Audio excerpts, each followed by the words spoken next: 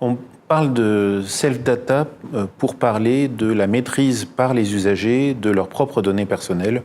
Et c'est à la fois une maîtrise, technique, opérationnelle, et en même temps la conscience de ses propres données, la capacité à les activer.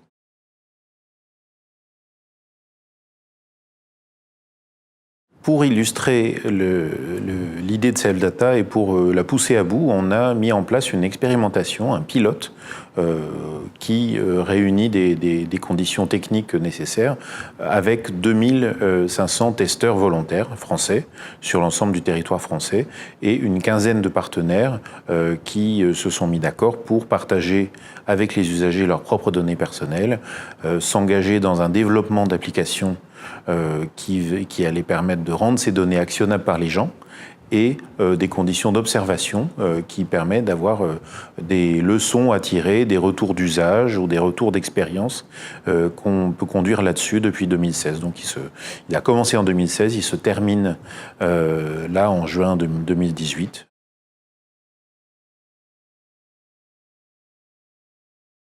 On a construit le pilote Mes-Infos parce qu'on a le sentiment qu'il y a besoin de travailler sur la symétrie plus forte entre les usagers et les opérateurs détenteurs de données personnelles dans un monde dans lequel on n'en est pas à cette symétrie. On en est plutôt à une destruction de la confiance par la vente des données personnelles, par un ensemble d'abus.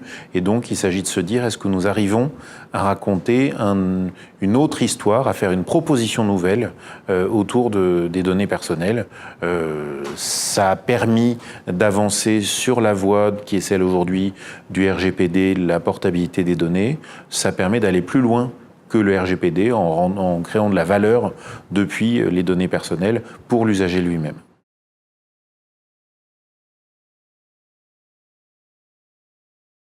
C'est une expérience de 2 ans qui est à la fois importante sur le plan technique. Il a fallu se demander concrètement s'il était possible de créer des connecteurs, des façons de récupérer les données, des façons pour les opérateurs de les mettre à disposition. C'est une expérimentation juridique. On a beaucoup travaillé avec la CNIL autour des questions de protection de données qui vont avec. C'est aussi un chantier organisationnel. Il a fallu que des opérateurs, notamment Cozy Cloud, mettent en place des solutions, que ces solutions s'articulent avec un assez grand nombre d'acteurs et que l'ensemble fonctionne concrètement. Et puis, il y a une dimension politique aussi dans cette aventure. Il y a le fait de dire tous les acteurs qui vont se situer du côté du citoyen et du côté de l'usager doivent s'engager dans ces voies de nouvelles propositions qui protègent mieux l'usager et le citoyen par rapport à leurs données personnelles.